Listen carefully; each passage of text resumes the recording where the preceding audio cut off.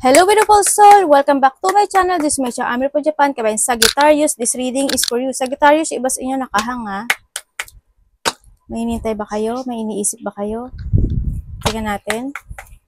Maraming ang iyo ano to? September 14 to 20. Maraming salamat muna sa mga subscriber, new subscriber, cross-watcher, at sa mga bagong pasok dyan. Welcome na welcome kayo sa bahay ni Ate Ai May. Salamat din sa nakataba ng puso ninyong mga comments at sa mga nagpa-personal reading. Marami pong salamat. Kung gusto nyo na energy nyo lang talaga, ang gusto nyo makuha natin, all the details is in description below. This is a general reading ka ba sa Sagittarius, kunin mo lang ang sayo, at itapon ang hindi naman sayo. Maring vice versa, energy mo, energy ng person mo, energy ng malapit sa puso mo. Nasa sayo si Kia, kumbaga yung the fulfillment, answer, or destiny mo is nasa sayo si Kia. Nasa sayo yung decision na to. Nangyayari, or mangyayari pa lang. Use your own intuition, lawakan yung inyong isipan. Energy reading tayo, Sagittarius. Ano man ang gender mo, ano man ang edad mo. Di ba? The sun. Sabi ko sa'yo, nasa sayo eh.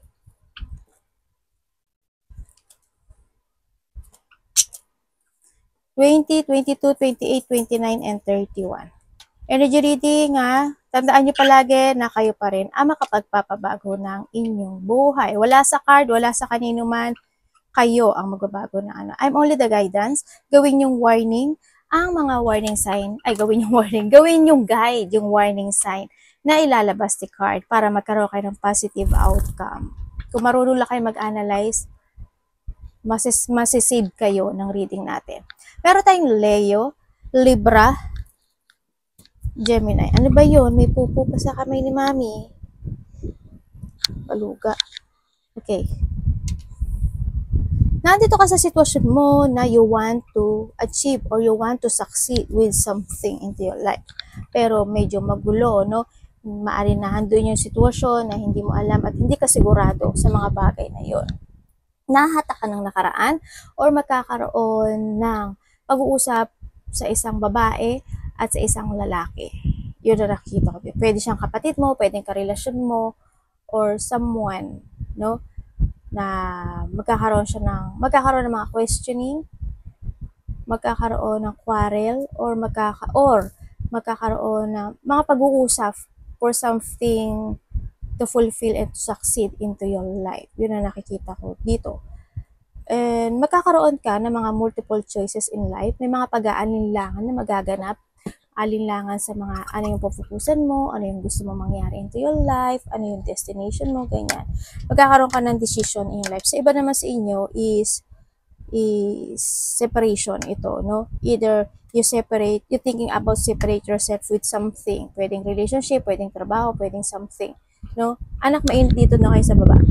At sa iba naman sa inyo ay depletion, separation, or pagpaparaya. Parang pagpaparaya, maraming klase ng pagpaparaya. Pagpaparaya, parang bahala na. Pwede rin yun. Pagpaparaya with bahala na, or pwede rin na iisipin mo siya pag nahandyan na. Pwedeng ganun. Or pagpaparaya na magpaparaya ka in a situation na kung sa relationship, kahit mahal mo siya, magpaparaya ka sa kanya. Pwedeng ganun. In any situation, no? Siyempre, ang sinasabi rin dito is may mga mag-o-open na door sa'yo, or nahandun yung may mga nag-o-open na door sa'yo, pero maaring nahata ka pa rin ng nakaraan. Or pwede rin na iniisip mo talaga kung magsasucess yung bagay na yun. Guys, kaya pala sabi ko para may tumatawag. And also, dito sa sitwasyon, sabi ko nga, the key is in yours, diba? Sabi ko sa'yo, it's time to enlighten. No, it's time to enlighten sa nakikita ko dito. Kung gusto mo ng change of this destination, ikaw ang pipili ng destination mo kasi sa nasa sa'yo si Ki. Dito sa positive outcome din ako nakikita sa'yo, kaso na may blockage kasi sa'yo this time sa nakikita ko dito. Siguro wag kang magpa-blockage dun sa sitwasyon na yun sa nakikita ko dito. May mga kasiyahan na magaganap. Also, iba dito is papuri. Iba sa inyo is there's a love or may tao magbibigay na pagmamahal sa'yo. Pwedeng connected, pwedeng kapatid mo or someone. Or andoon yung thinking about the money situation sa iba sa inyo. Yung maaring iba sa inyo, you are in a networking. Or pwede rin na may mga outdoor situation, may mga pupuntang outdoor na mga tao, o kaya naman nasa public figure ka, pwedeng teacher ka, doktor, or pwedeng YouTuber, TikTok, Reels, Facebook, ano man yan, or nagtatrabaho ka sa mataong lugar, o may mga nakakasalamuha ka na matataas na tao. Or pwede rin sa iba sa inyo, artista kayo, pwedeng ganun. Pero sa audience, or sa iba sa inyo is maraming mas nakakakilala sa'yo, or kilala ka, yun ang nakikita ko dito. Pwedeng kilala ka sa baryo mo, pwedeng kilala ka sa trabaho mo, pwedeng naandun yung situation na may makakakilala sa'yo, ganyan, no, sa iba sa inyo. Pwedeng may mga pupuntahan ka na may taong makakakilala sa'yo na, uy, ganyan, di ba? Ma-recognize ka, or may mga recognition situation sa iba. Energy ni Sagittarius.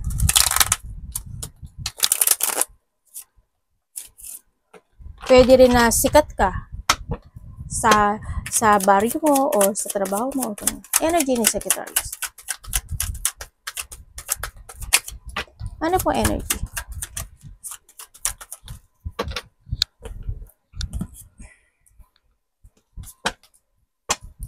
Bakit ganun yung energy mo? Sana hindi kayo to. Energy po ni Sagittarius.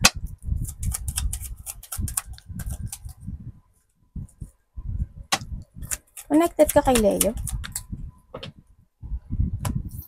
Okay, ang energy mo, ay, ba't ganun? Okay. Energy mo, andito ka sa sitwasyon mo na may mga lungkot, ako na nakikita, no? Kumbaga, there's a burden. May mga problem, struggle, situation na pinagdadaanan, yung iba sa inyo. Pwede rin na may mga decision making ka na kailangan mong harapin this time, no? May mga sitwasyon na this is a time to decide. Yung sinasabi dito, no? And then, energy mo, may frustration. Siyempre, there's a frustration. Also, you feel empty, you feel drained. Maaring nag-isolate ka rin sa sarili mo dahil sa mga bigat na nararamdaman mo this time. Sa nakikita ko dito, pwede rin yung iba sa inyo is nagtatatag-tatagan kayo or naglalakas-lakasan kayo deep inside. You are feeling empty and drained, or may mga iniisip kang bagay-bagay na you want to fulfill or you want to achieve, no? Andito ka sa sitwasyon mo na gusto mong mag-umpisa ng bagong simula, or you want to start a new beginning in life, kaso may mga bagay talaga na hindi ka makapag-desisyon, no? Sinasabi dito, facing a difficult decisions in life, obstacle must be faced, or kailangan mong harapin yung takot mo rin. Kailangan mong mag-desisyon this time, mahirap man o hindi. If you want to crossroad, gawin mo, i-force mo yung bagay na gusto mo i-pursue. Use your mind and intellect, ang sinasabi dito. May mga bagay kasi na iba sa inyo parang tinitimbang mo, no? Yun na nakikita ko dito. Nagkakaroon ng option siguro sa iba. Yun. Kaya medyo hope, no? I hope hindi bad news, kasi there's a bad news situation din ako na nakikita sa iba sa inyo. Sana walang bad news na magkana po mayari. Pero nandun yung lungkot ako nakikita sa iyo, or pag-worried. Ano parating? Maaari din na nadi-disconnect ka, no, sa pag-uumpisa ng isang bagay o pagsisimulang muli ng isang bagay o sitwasyon mo in life into your decision din. Anong parating? Anong parating po?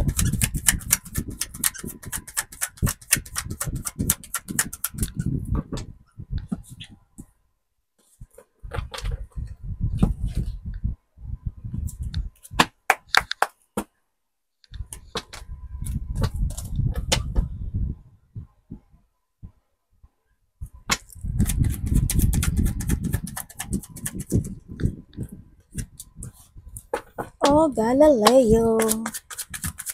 Bakit nananahimik ka lang dyan, Sagittarius? Medyo may mga malalim na pag-iisip ako nakikita sa'yo. Oh, okay. Parating sa'yo, andito ka sa sitwasyon mo na it's more on, thinking about something na hindi ka makapag-focus. Hindi mo alam kasi kung ano yung layunin mo. Hindi mo alam kung ano yung objective mo this time, ano, sa nakikita ko sa dito. Kaya ang daming tumatakbo na questioning sa isipan mo. Kaya nga sabi ko sa'yo, parang meron kang tahimik ka pero ang dami mong iniisip. Yung iba sa inyo ganun, no, sa nakikita ko dito. Napanghihinaan ka ng loob in some aspect of your life. On and off action, ang nakikita ko rin dito, magkakaroon ka ng ganun. Also, dissatisfaction, ano, may parating sa hindi satisfaction or nadi-dissatisfaction or maybe handun ka lang talaga sa sitwasyon mo na hindi mo alam kung ano yung layunin mo this time. There's a lack of progress. Ako nakita sa iyo, lack of goal ang nakikita ko sa iba sa inyo. I hope huwag maging ganun. Medyo hindi mo ata napapatakbo o natatakbo. Ano ba to? Ano ba to? Tagalog nito? Engot talaga to si ate. Oh. Hindi mo na ano ba yun? Tagalog. Yun na lang, basta ihugutin nyo ha, napapatakbo yung inyong common sense. Hindi niya nagagamit. Ayun, yung gusto kong sabihin. Di kayo. Hindi niya nagagamit yung common sense niyo this time.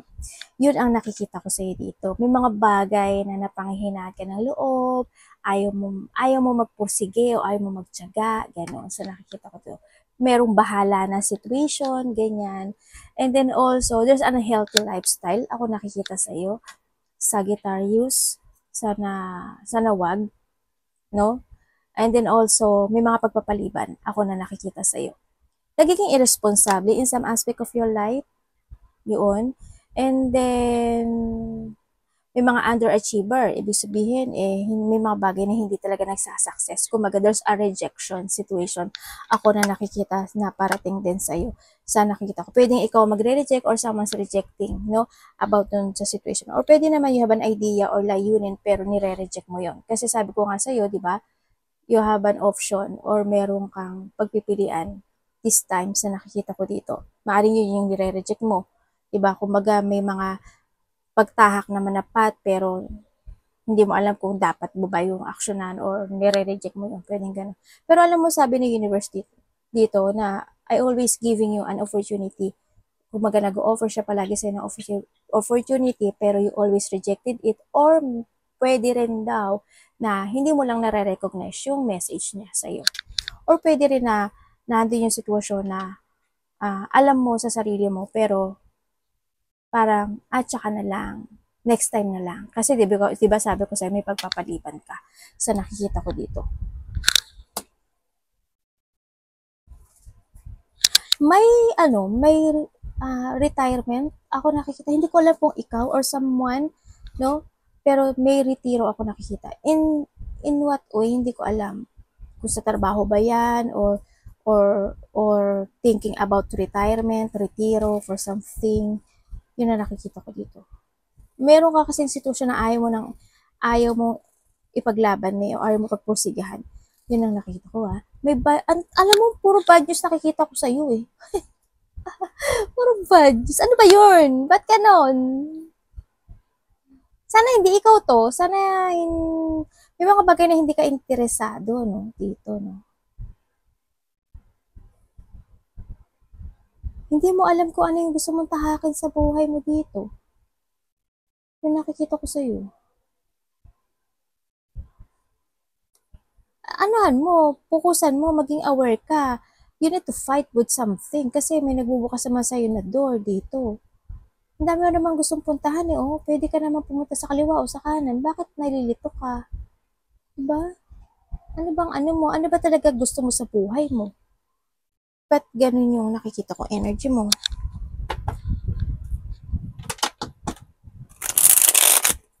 Iba sa inyo, hindi kayo nagtiting advance Kumbaga, hindi mo pinag-iisipan in advance yung possibility na pwedeng maganap or maging outcome ng isang situation in life. Kaya, hanggat maaari, always think in advance situation para at the end is walang maging trouble o hindi maging pangit yung outcome. Okay? Ano ba example? Halimbawa, di ba sabi ko there's a retirement. Gusto mo magretiro with something. Pwede ka magretiro. Meron na bang kapalit? Napapasukan mo? Pwede yon. Or pwede rin naman na wala kang ipon. Diba? Tapos may dumating na isang trouble. kinailangan ng pera pero wala kang mailabas. Kasi hindi ka nag-take advantage dun sa bagay na yon. Hindi ka nag-ipon for an emergency. Example ko lang yun ha, para mas maintindihan niyo yung reading natin. Ano ang dapat iwasan ni Sagittarius?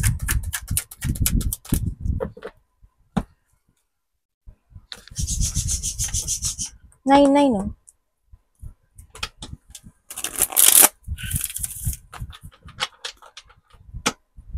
Dapat iwasan po na Sagittarius universe.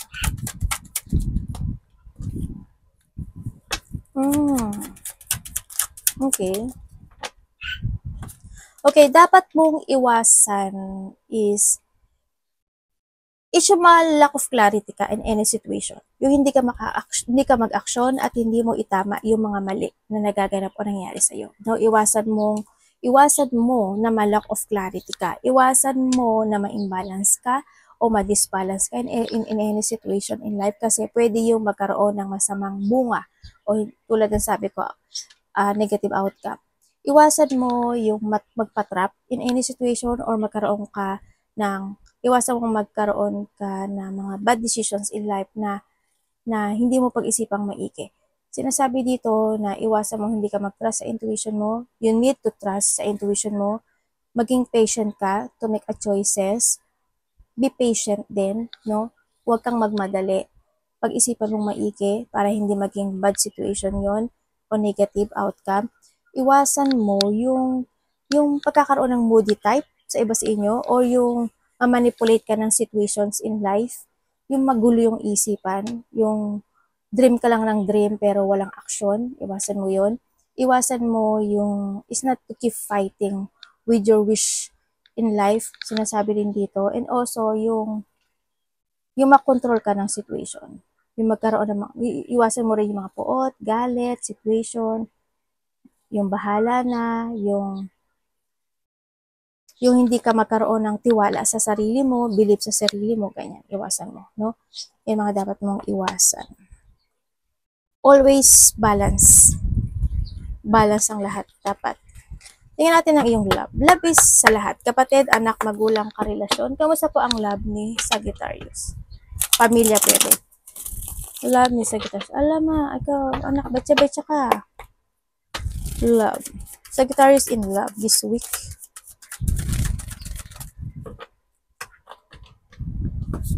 Uy, may i-offer daw sa'yo sa universe. Na ikaka-achieve mo. Or maybe someone's offering you something, achievement. Pwedeng itong tao na ito is in a distance. No? Pwedeng maibibigay sa sayo or may something na ikasisiya mo. No? Pwedeng ganun. So, may mga getting together din ako na nakikita. Also, there's a celebration coming sa iba sa inyo. May mga surprise parties, event, family unity reunion, or meron kang marireceive na a little goal or achieving something a little. Pwedeng ganon sa iba. Yun na nakikita ko dito. Sa iba naman sa inyo is may taong susuporta sa'yo or may susuportahan ka. Parang may ganon eh. Yun na nakita ko.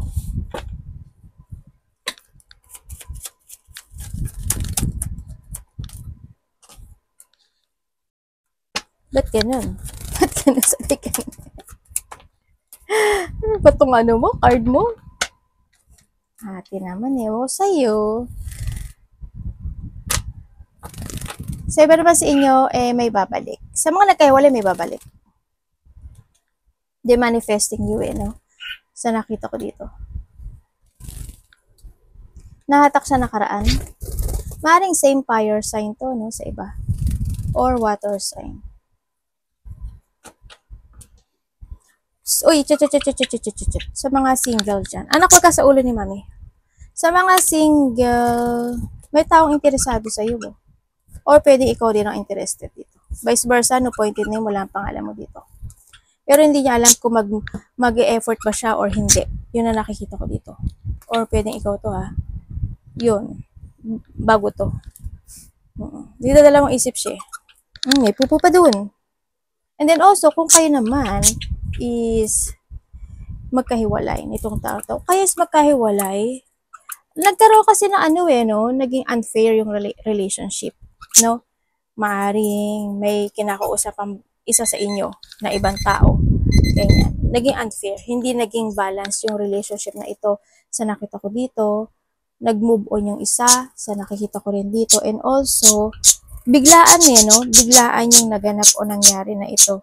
Pero, maaring nagkaroon ng interested with someone, yung isa sa inyo. Kaya nagkaroon ng separation. Yun. Pero ang sinasabi niya dito, nagkamali siya eh. Maaring itong tao na to is still interested pa rin to sa'yo sa nakita. Pero may hinihintay siya. Parang hindi niya kasi alam kung mag-a-action siya o hindi. Yun ang nakikita ko dito. Pero gusto kanya kausapin. Baka this week magkaroon kayo ng pag-uusap, ano? Or hinihiling niya na magkaroon kayo ng connection. Yun ang nakikita ko dito. Still hang kasi. Maring iba dito is kasamahan mo to sa trabaho or kilala mo na talaga siya matagal na sa mga nagkahiwalay dito. Andun din tong tao na to na in divine timing situation na sinasabi na someday, baka tayo, baka ganyan. And then also, kung kayo naman is in relationship, may mga naganap na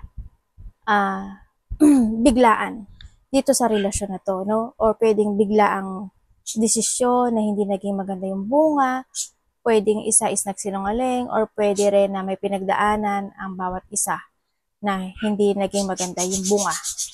No? Yung na nakita ko dito.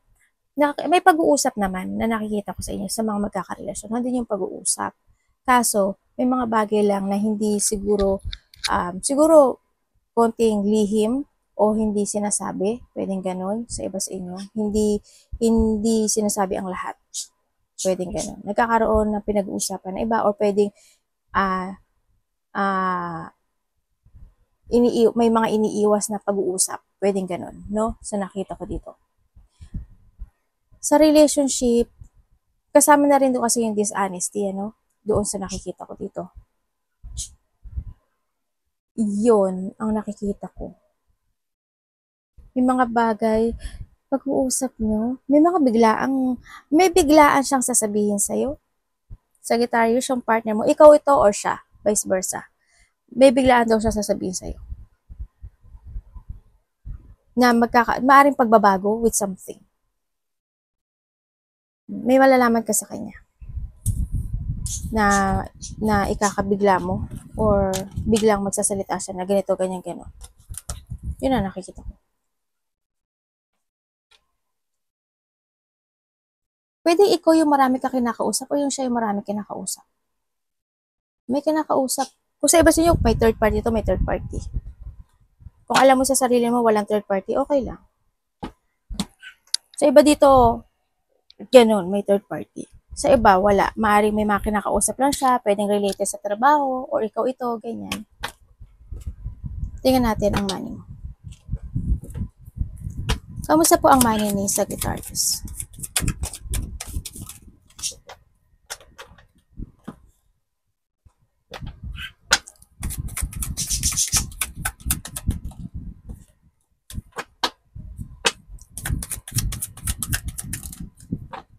When it comes sa money mo, kahit naman papaano, Sagittarius, nakakakain ka naman, 2 beses ang araw, 3 beses ang araw. Yun nga lang, may financial problem yung iba sa inyo, no? Ang nakikita ko dito, medyo may mga pag-aalala, anxiety, worrying, stress situation, there's a delay, yun, ang nakikita ko sa ito, financial problem and delay ito, no, sa nakita ko dito. Kumbaga, hindi ko naman nakikita na sayad ka sa nakikita ko dito, no, Sagittarius. Pero, ang nakikita ko dito is may mga poproblemahin ka raw related to your money. Or pwede rin related sa trabaho. Ito, no, sa nakikita ko dito. May mga bagay kasi na indecision ka rin. No? Siyempre, kung nahandan yung trabaho, diba, connected talaga yun sa pera. Diba? May mga indecision situation, may mga delay situation. Ako na nakikita dito, or nandito yung situation na may mga malalaman ka na katotohanan. Pwedeng magkakaroon ka ng enlighten, no, na ay nako po, unti-unti na palang nawawala yung ipon ko. Ay, naku po, wala na pala kaming budget. Ay, naku po, ganito. Pwedeng ganon. O any situation na may malalaman ka katotohanan, no? Sa nakikita ko dito. Andito rin yung sitwasyon na maaring iba sa inyo is hindi kayo gaano nag-iingat pagdating sa pera, no? Kaya baka na-overwhelm kayo in the past and now sana hindi maging bad yung outcome na yun, no? Sa nakikita ko dito. Ingat pa rin kayo sa nakita ko dito, no? Para ingat kayo sa pera nyo. Yun lang masasabi ko. Mag-ingat kayo sa pera nyo. Advice. There's a hardship situation kasi ako na nakikita sa'yo. Advice.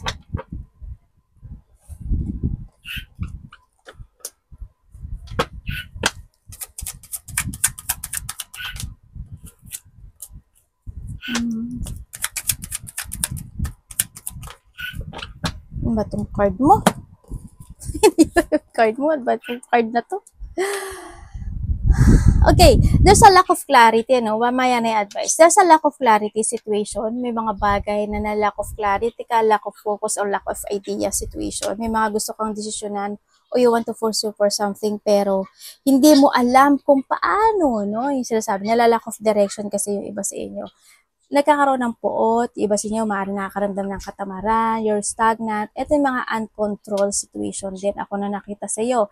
And also, may sinasabi dito na may mga bagay na kailangan daw ayusin o may mga need to fix ang sinasabi.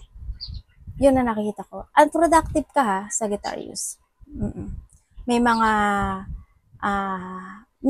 misinformation na maaring magaganap o nangyayari into your life.